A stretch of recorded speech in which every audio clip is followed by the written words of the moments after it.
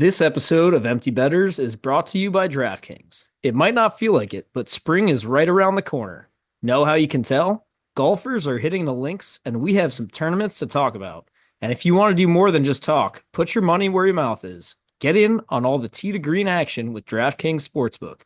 From Thursday's opening round through the closing round Sunday, DraftKings Sportsbook has you covered with tournament props, live betting, odds boosts, and so much more.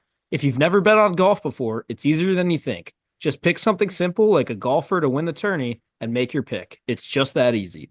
Here's something special for first timers. New DraftKings customers bet $5 to get $150 in bonus bets instantly. Download the DraftKings Sportsbook app and use code THPN.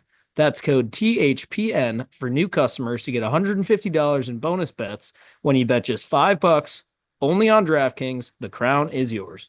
Gambling problem? Call 1-800-GAMBLER. In New York, call 877-8-HOPE-NY or text HOPE-NY 467-369. In Connecticut, help is available for problem gambling. Call 888-789-7777 or visit ccpg.org. Please play responsibly. On behalf of Boot Hill Casino and Resort in Kansas, 21 and over. Age and eligibility varies by jurisdiction. Void in New Hampshire, Oregon, and Ontario. Bonus bets expire 168 hours after issuance. For additional terms and responsible gaming resources, see dkng.co/ftball. NFL Plus Premium offer available only to new and former NFL Plus subscribers. Additional NFL Plus Premium terms at nfl.com/terms.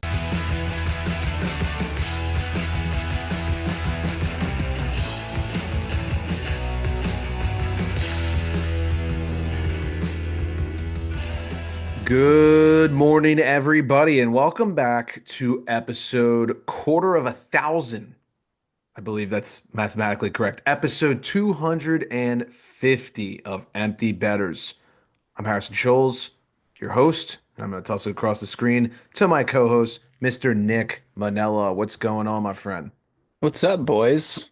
1 week till the deadline. How did we get here? This is wild. I feel like it was New Year's Day like 2 weeks ago. I feel like it was Christmas like two and a half Yeah. weeks ago. Yeah, trade deadline coming up on Friday. We're 4 days away. Should be a jam-packed rumor episode and week on social media. But before we get to that, I'm going to introduce my other co-host up in Wisconsin, Mr. Mac Vogel. This is March, boys. We've made it. It is finally here. We got the sun, daylight savings in just under a week. We are so back in many ways. And yes, trade deadline Friday. Lots of exciting stuff happening this time of year. March Madness, NHL trade deadline. The days get longer, the weather gets warmer. I'm feeling good. I know it's March, and Mac, I know you and I are big college basketball fans, but I would be remiss if we did not give a shout out to the 16 and 2 CAA regular season champion Towson Tigers men's basketball team. Hell yeah. They're That's on awesome. fire right now. Yeah. Yeah, now they just got to win the CAA tournament. I would love to see the Tigers make it to the big dance. Been waiting on that one pretty much ever since I started going there, so that would be pretty Yeah, cool. that'd be sick. Shout out Sparty for that nice win over Bucky as well. Cohen Carr is a bad man. That's all I gotta say. Mm-hmm. Love it. Maybe we'll do a little March Madness piece like we usually do. I don't know. Stay tuned. But before we start talking basketball and getting off topic, this is about the NHL trade deadline. This is March for the NHL. And needless to say, it seems like we're in season 5 of The Real Housewives of Salt Lake City at this point with the amount of drama going around on social media with all these rumors. So we're going to start off with recapping the Stadium Series, and then we'll go talk more about trade deadline rumors and all that stuff. But we did have a really, really, really good outdoor hockey game on Saturday night with 94,000 people in attendance, the second largest crowd for an NHL game in the league's history. The Blue Jackets take down the Red Wings 5-3 in what was honestly one of the games of the year, in my opinion. It was a wild back and forth game, lots of standing implications, but the Jackets come out on top with their home crowd. Before we dissect the game, just overall thoughts on one, the jerseys, two, the vibes, and three, just like the whole aura of the scene and everything. High Yeah. stick. What'd you say? High Yeah, stick. Oh, yeah, yeah. kind of Yeah. stole the headlines. Yeah, I think it was a great game. Like you said, I mean, 90, almost 95,000 people in attendance is fantastic. The venue seemed awesome. I mean, I can't speak to like sight lines and like watchability and that kind of thing, but just from TV, I thought it looked great on television. Uh Jerseys were great. I love the Columbus ones. The Detroit ones ended up not being as good in my opinion as I liked them when they first came out, but I don't know. On ice, I was kind of like bored.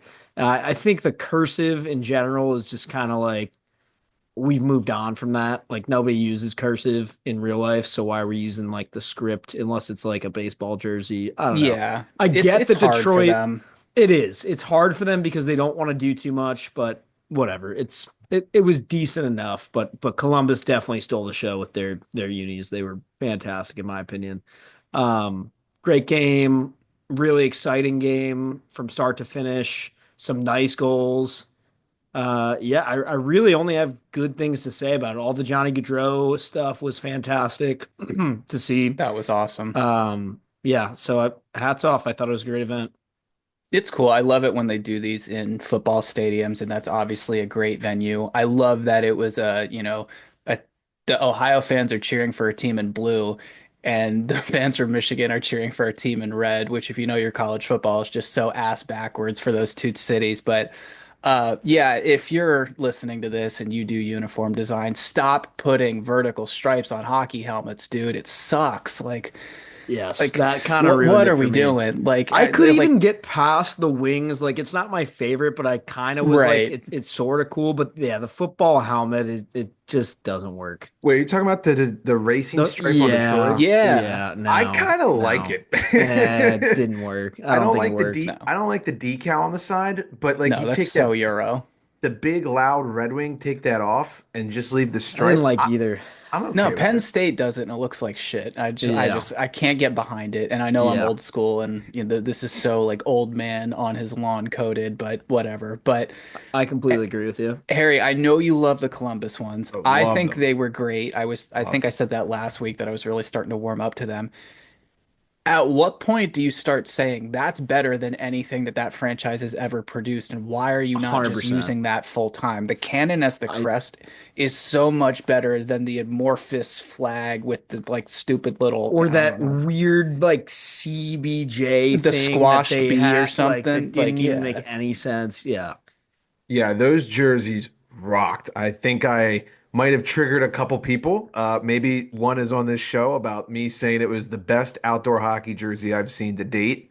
Yeah, that's just that was not true. jumping the That's gun just a little bit for objectively sure. not Yeah. true. I'd go I maybe love them. you could make an argument for top five, and I think certainly top 10. I will even give you top three, but it's not the best. And this is coming from a Pens fan who saw the baby blue. Like, Correct. I love that, but there was something about these where it was like kind of a classic but still modern and I don't know. I love like the gray. I think it was the gray in in the Columbus uniform. They didn't do white, they didn't do cream. They did like a gray and I really fucked with it. It was I good. love it. I love that they brought the cannon from the Oh arena. yeah. I don't know what it costs to ship like a Revolutionary War or Civil War cannon, so that's got to be insane. But I That mean, that's is got to just one be of the funniest things about that franchise is that they just absolutely. launch that thing off every goal.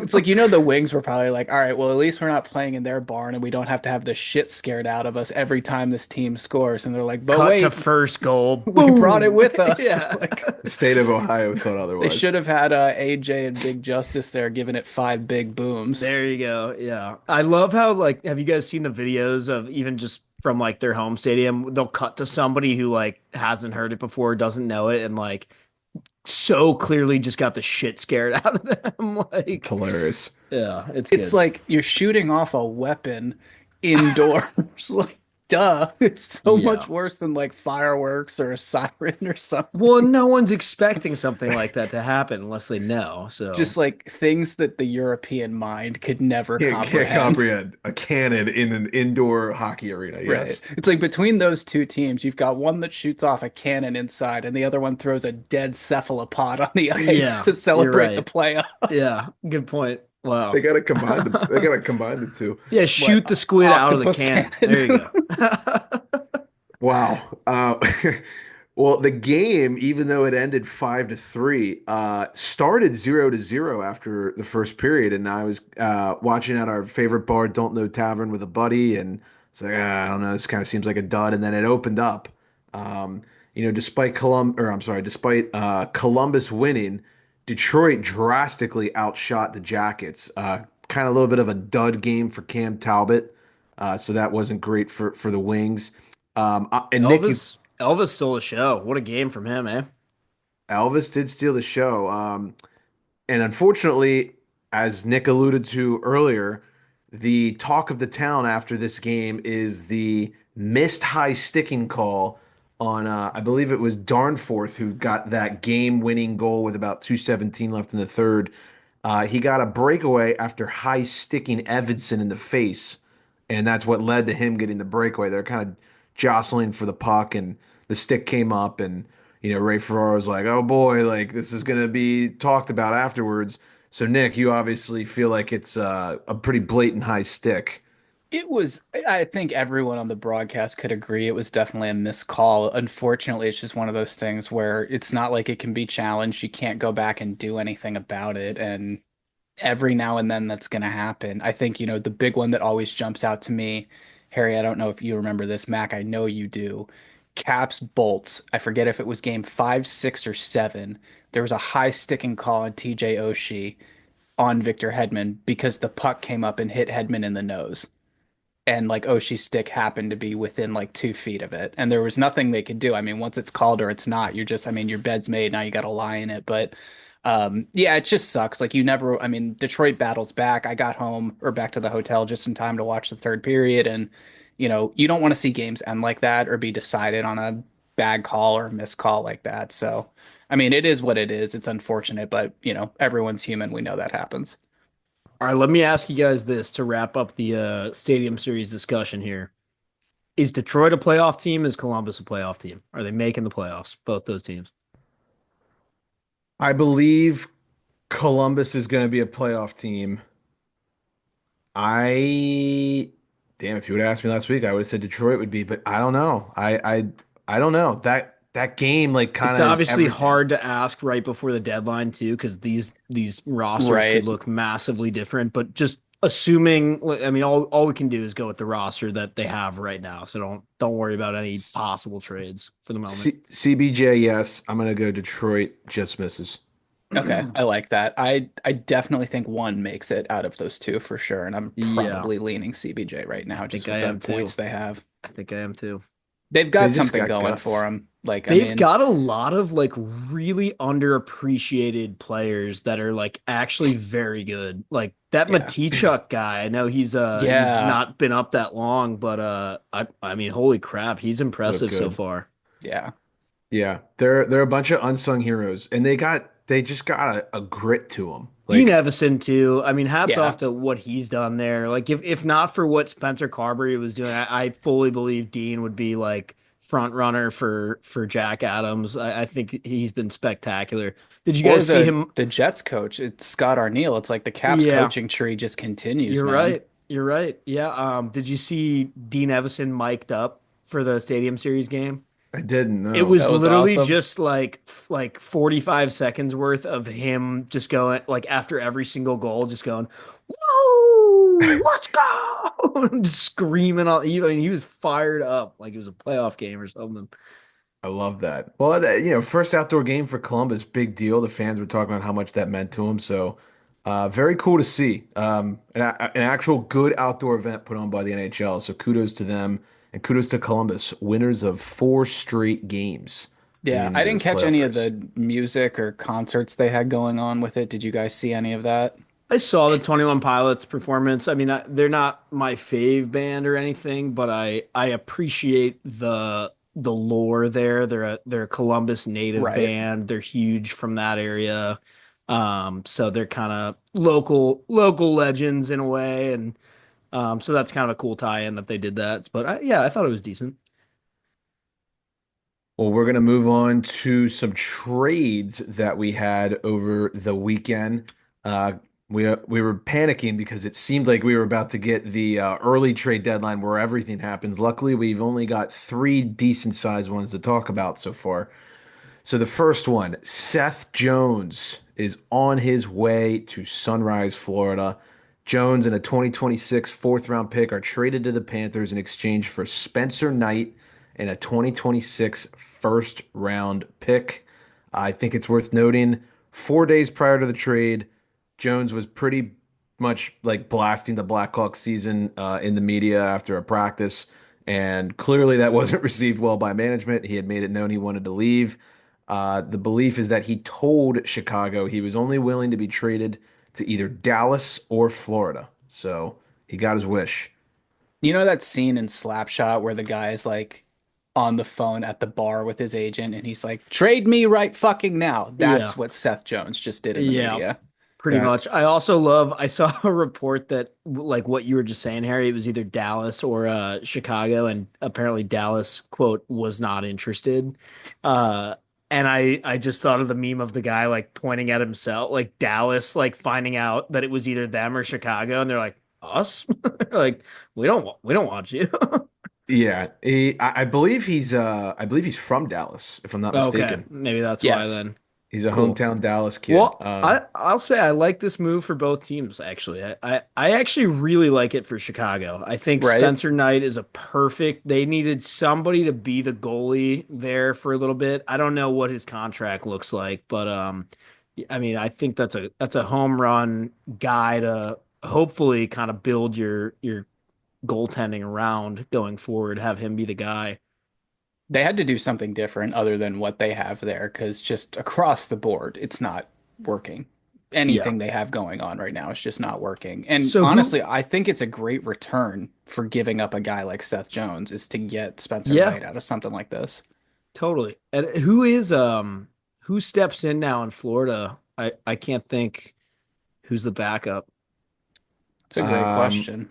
maybe check a little daily face off there, but I agree that the return for a guy who is widely viewed as overpaid at the moment, who also essentially publicly announced he wanted to be traded. You get almost no leverage in this situation, and that yet they squeeze out, a goalie who hasn't really gotten his chance to shine, who a lot of experts would say has potential in this league, and you get a first round pick. I think that's pretty decent, honestly. The Florida backup should be Drager. Okay. Ah, All right. okay. That's fine. Yeah. Okay. Um, Florida. This is going to work very nicely for them, I have a feeling. Yeah. Um, say what you will about Seth Jones, but now that he doesn't have to be the ace and he's going to be on a second pairing and he's not going to have to get all those top minutes against the hardest guys, like the Panthers are once again pushing all their chips in and are a legit tier one cup threat. I'll tell you what though, two things that we gotta mention here as an asterisk. Number one, we all know Matthew Kachuk on LTIR. I think Zito was quoted today as saying, "We hope he'll be back for the playoffs." So like this is long term type shit, and I'm guessing he'll come back for the playoffs. But we all know Matthew Kachuk; he's probably going to be pretty broken still. Like Right.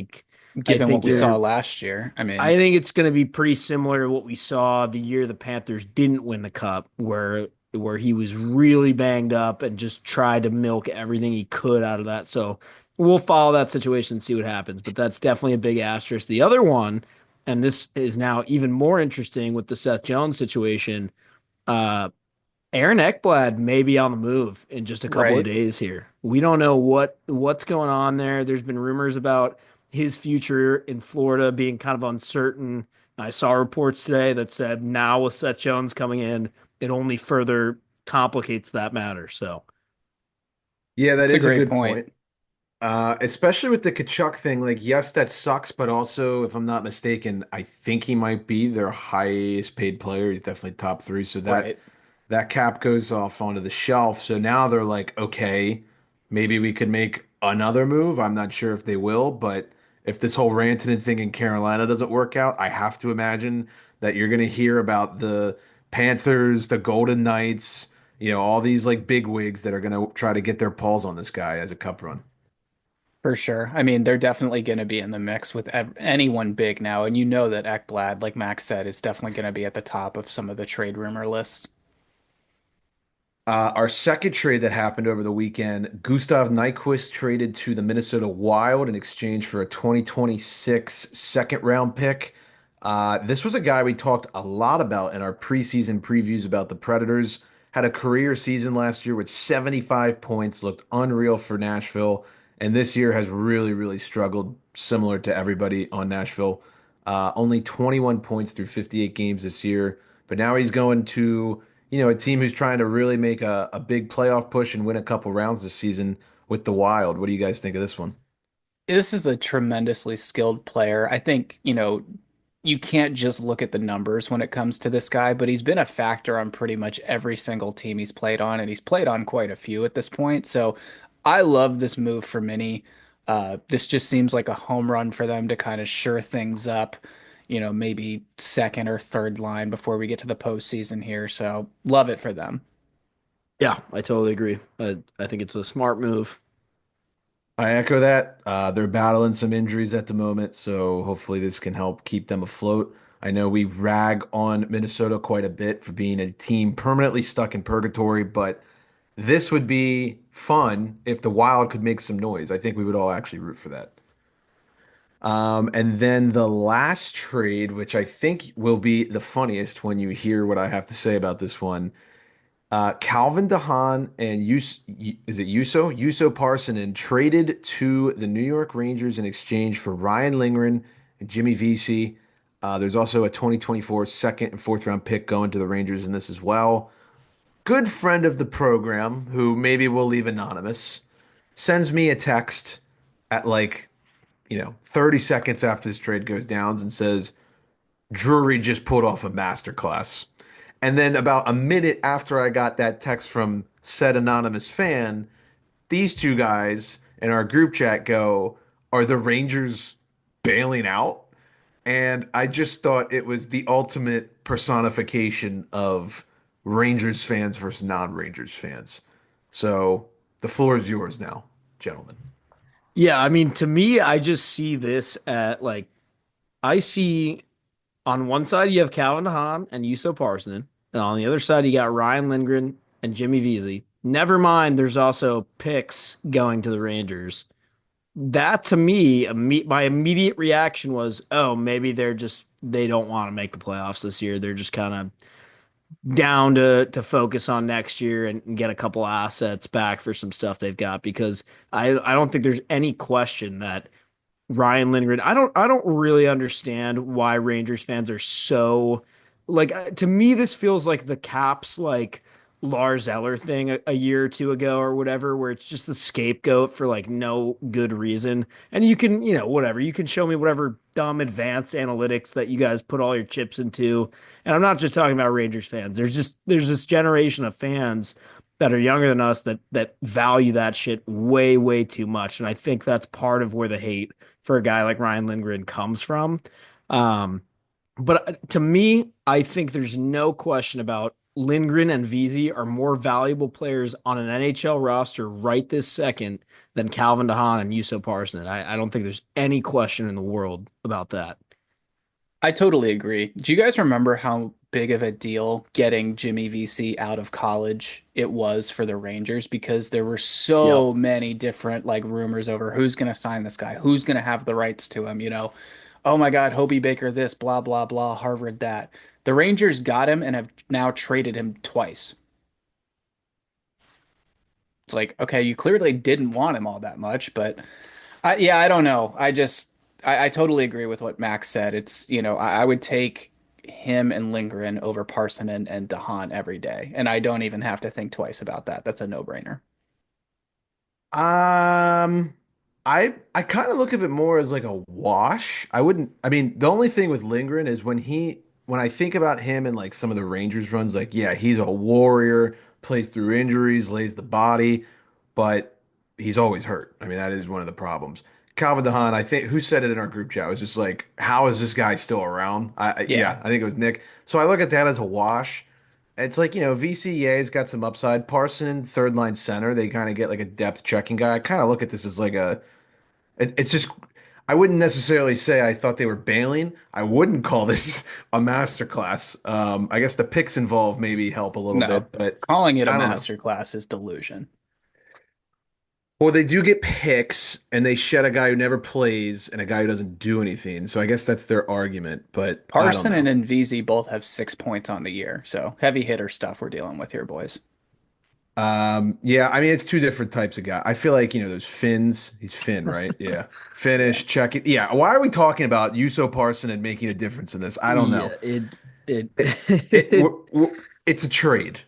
yeah. That's it. That's Yeah. where we'll leave it. Good That's way where to we'll put leave it. it. Hmm. Sticking up in that neck of the woods of the United States that we all know and love. Jack Hughes, hurt, not good. If you haven't seen the play, I encourage you to go watch it. Probably some type of collarbone, clavicle, shoulder type thing. Sheldon Keefe said after the game, it's really hard to see him go down.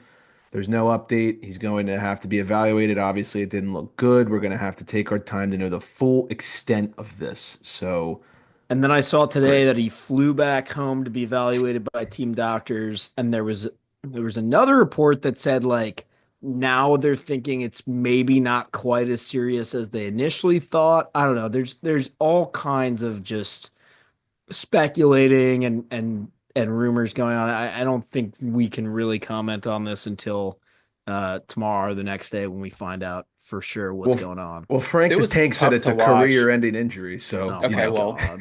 I mean, maybe for Frank, I don't know about Jack Hughes, Jesus but Christ. it was tough to watch. I mean, that it's just one of those ones that you watch it right away and you go, "Oh, that didn't look good."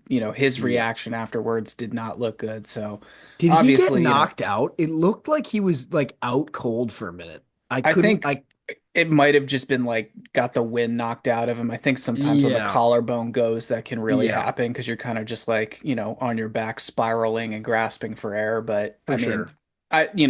I don't think anyone on the show loves the Devils or has any affinity for the Devils, least of all me. But, definitely a guy that you don't want to see miss any more time due to injury.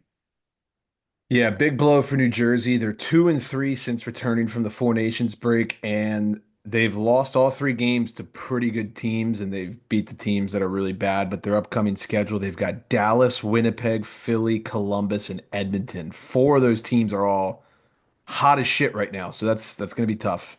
Um, Definitely going to be a hard time replacing Mr. Jack Hughes. Not even sure you really can.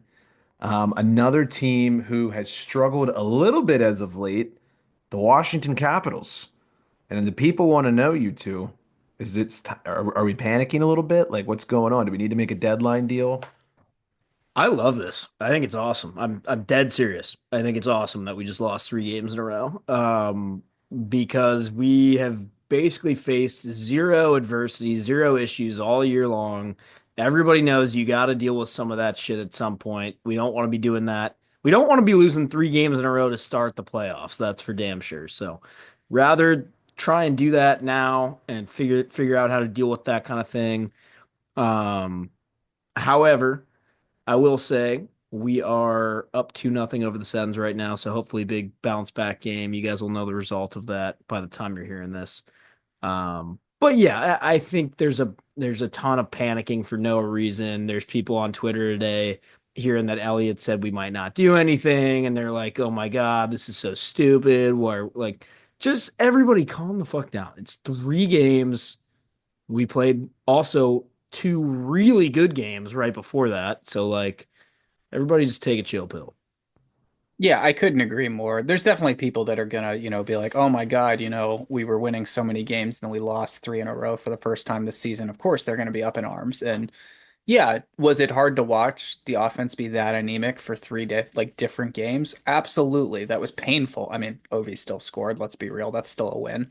But I echo everything you say. Like, go through this shit now because they tried losing the first three games last year in the playoffs, and we all saw how that went. So, you know, we've been saying it all year. It's like, with the President's Trophy, it's just like, don't go out there and do that. You want to go through your shit now. You want to build up a little bit of that thick skin now. So hopefully that's what they're doing. I trust that locker room with how tight they are, and I mean honestly trust Carbs with how good he's been. So, yeah, hopefully they get the dub tonight against the Sens. Alrighty, well, we are going to talk a little trade deadline, and then we'll do a tiny bit of some prop stats for you guys, and we'll get you on out of here. But obviously, if you're listening to this, we are fans. We are not players. We are not insiders. We do not have any type of wild connection, so we're not going to pretend we do. So we're kind of going to do this segment a little bit differently. We're going to have a little bit of fun with it. Before we get to what I would call the fun part, off the top. Is there a team that you guys think needs to make a move at the deadline? And if so, what do you think they need? Like what team comes to mind that needs a shakeup the most to like try and either make the playoffs or like become a real contender, like that kind of thing? Yeah, or Tank Carter, like the Penguins. Okay. Right. Um, hmm. Nick, do you have one yet? For me, and these are both going to be West Coast teams because I can't even dive into how much of a clusterfuck the East is going to be over the next 2.5 months right now. But I've got to go with Vancouver or Calgary. You're probably fighting for that last West Coast wild card spot.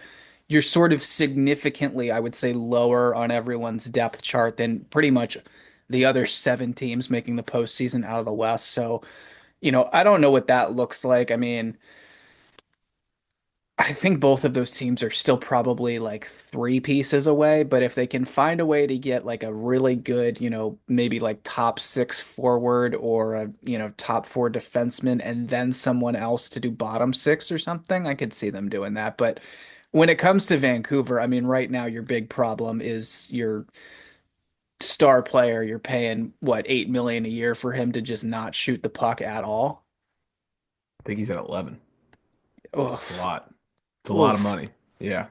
It's a lot of money to be kind of this bad. And I feel bad saying this because I've been a huge fan of this guy ever since he came into the league. And I'm really kind of starting to flip on him because I've been watching some of these games and the drive isn't there. The attitude seems kind of off. Like, I'm not trying to poo-poo the guy, but like whatever's going on there is just not gonna go well in a market that is gonna hold you accountable to what you produce. 11.6 million. Oh my God. Sheesh. Mac, what about you? Well, if you listen to this show around this time last year, you might find this funny, but I'm going to go out and say that the Detroit Red Wings need to trade for a goalie because they are in danger of doing the exact same thing that they did last year, which is having a very mediocre year filled with a couple of really good hot streaks and a couple of pretty bad cold streaks. And then missing the playoffs by what, 2 points last year, something like that, 1 point. Yeah.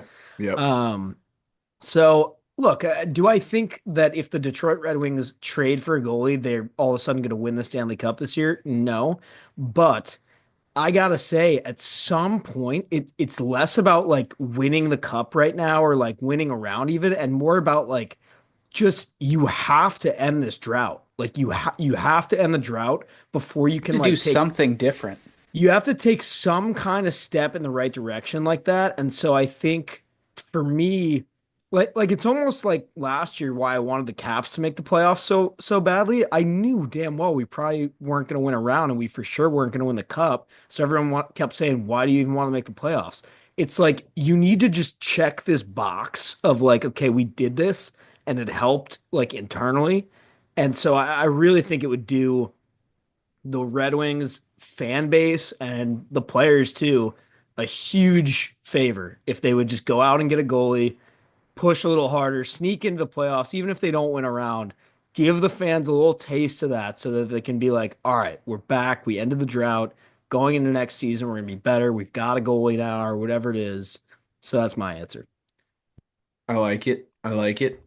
Mine is going to be the LA Kings. I think they need a Love scoring that. winger. Yep. Yeah. I That was can't probably help my second one. I can't help but think how good of a fit Ricard Raquel would be in LA. A guy who's going to score 30 this year. I think he's like 15th in the NHL in goals. Can hit, play physical, good defensively. The Kings have not won a playoff round since they won the cup in 2014. You want to talk about That's way wild. overdue? They've lost in the first round 3 straight years, I believe, all to the Oilers. So they got to do something. I just feel like making the playoffs at this point isn't it. They got a good squad. I think they go. I think they go after like someone like Raquel. We'll talk about Yeah, maybe more specifics here in a I second. think you're right. So we're gonna go do a fun little game here. It's what I always call speed bag, which is where whenever I ask these guys just a bunch of questions with like one word answers, that's what we're gonna do here. I've got a list of names in front of me, and I'm not saying, and we are not saying that these guys are gonna get traded, but I'm just gonna ask the fellas, what's the first team that comes to mind where it would be like, okay, I could see that, or it would be fun. You don't need to give an explanation. It's just name a team. And we're going to run through a list of some skill guys and then some depth guys. How's that sound? Sounds good. Let's do it. All right. Elias Pettersson, Utah Hockey Club. New Jersey Devils. Oh, Mikko Rantanen. Carolina Hurricanes is an acceptable answer. LA Kings. I like that, but now that I've had time to think it over, he's probably just going to sign in Carolina. Dylan Cousins. Calgary Flames. Oh man, that one's hard. Ottawa Senators. Ooh. Brock Besser. Ottawa Senators. Ooh. um, Vegas. I'm going to go Minnesota. Okay. Brock Nelson. Philadelphia Flyers. Winnipeg Jets. Oh. Ooh, I like that. JJ Paterka.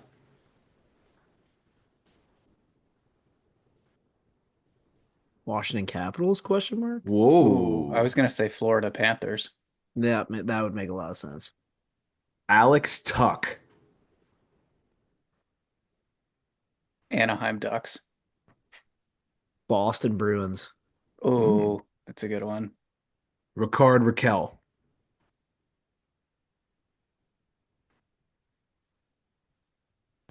Utah Hockey Club. Minnesota Wild. I feel like Vegas is going to poke their nose in there. Last skill guy, Eric Carlson. Columbus Blue Jackets. Ooh. Detroit Red Wings. Those are juicy. Let's go with a couple depth guys. Trent Frederick. Colorado Avalanche. Ooh, I like that. I'm gonna go Florida Panthers. JG Pajot. Kings. Ooh, yeah, I can see Such a that. Kings player right there. I could see that. Oilers. Oh, Ooh. Scott Lawton. not the Toronto Maple Leafs. All 31 teams that are not the Toronto Maple Leafs. I'll go Caps on that one. Okay. Ooh. Brandon Tanev. Tampa Bay Lightning. Tampa. I was literally spitting that out at the same time as you. Right. Casey Middlestat.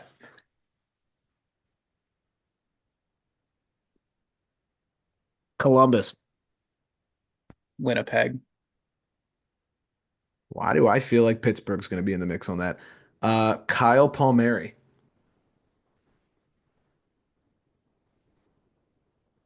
Hmm.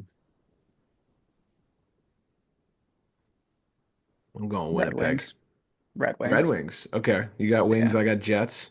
Oh, no, I'm gonna pass on that one. I don't have a strong feeling. I feel like Last the one. real answer there is just he's going to stay on Long Island because he's been on the block for four You know and a what? half I'll years. go Devils. I think I heard some rumors that he might that Again. they might want a Yeah. reunion with Paul Mary. We'll go Would that be Devils. his third stint or no? I think Second. just second. Just second. Okay. Okay. Last one. Yanni Gord. Some people listening are really going to hate this, but Florida Panthers. I think the Pens could be in on that one. Cal Calgary. Okay, that was our speed bag trade deadline preview. Let's see how many of those come to fruition. All right, we're gonna run through the gambling segment and then we'll get out of here. Reminder that this is presented by Prop Tracker. It is your home for player prop research and finding outlier bets for NHL, NBA, NFL, and more. Find a bet you like, start tracking it, and get notified on its progress, like shots, rebounds, or receptions. Go to proptrackerapp.com/emptybetters to get your first month free on us. All right, real quick. Penguins, they have no goaltending. This is no surprise. I've said it all year long. Five of their six games since coming back from the Four Nations have all gone over. Every game goes over, it feels like. So the Penguins overs are the move. The Dallas Stars are coming off back-to-back touchdown performances while missing the extra point. They've dropped six burgers in back-to-back games. And in all four of their games since Four Nations, they have scored four-plus goals. So they are scoring at an alarming rate. Maybe look at the overs or team totals.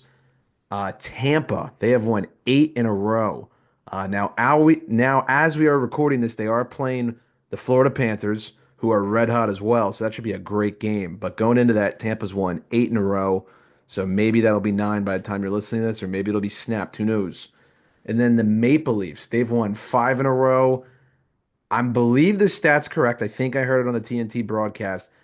They have won seven straight games that have gone to overtime, and I believe they are the only team to not have gone to a shootout yet this season. That is correct. Wild stat. We're going to move on to some props. Winnipeg, power play props. Those prices are always very fat, very juicy. Fun little fact, Winnipeg has basically a 31% power play success rate right now. That is fifth best in NHL history through the first 60 games of a season. So they are really, really clicking. Tim Stützle is on a 10 game Apple streak, even money most nights. Um, Ryan Donato with points in eight of his last 10, plus money most nights. Brandon Hagel with a goal in eight of his last 10. And you're getting that at like plus 210, plus 220 on most nights. And I want to end the gambling portion of the episode with this. Do you guys know what player has the most points in the NHL since February 1st with 15? I was stunned by this answer. If I'm going by who I've been texted about the most, it would be Seth Jarvis, but I know that's not true. It is not Seth Jarvis. But it is a player on a team that you guys don't like. Very similar to the Carolina Hurricanes. And it's a guy who's been dogged on this season. And yet somehow he has the most points in the NHL since February 1st. Is it Kreider or something? Nick?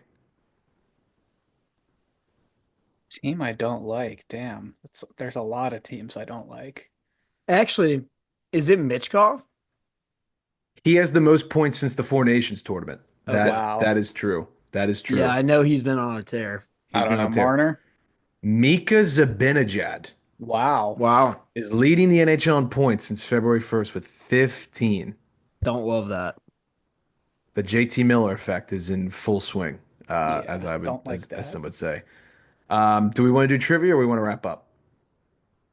Let's Your go Up guys' to you quick. call. guys. Yeah, I'll run it real quick. We'll do the Let's same rip. thing as last week. I still got a couple more. Harry, you got to redeem yourself here. So, Yes. goal leaders by franchise. Once again, we're gonna. I'll throw.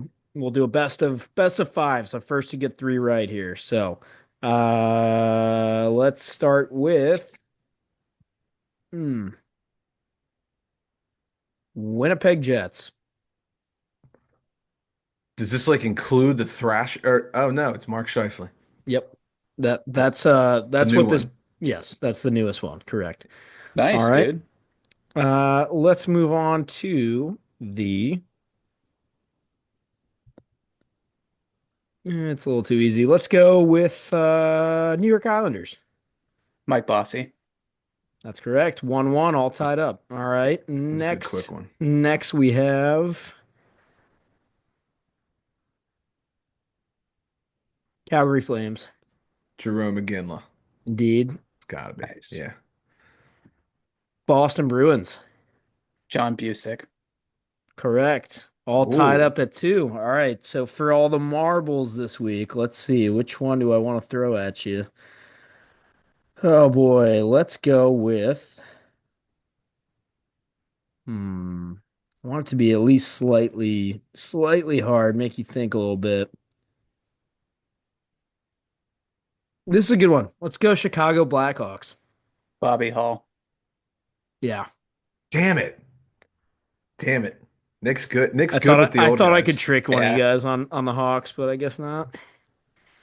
I All Nick's right. good with the honestly, old Good guys. I'm job. not gonna lie. The only reason I know that is because that was one of our Elwood's trivia questions we did with the That's right. Blackhawks I should fans. have thought that. Yeah, Do you still have the list in front of you?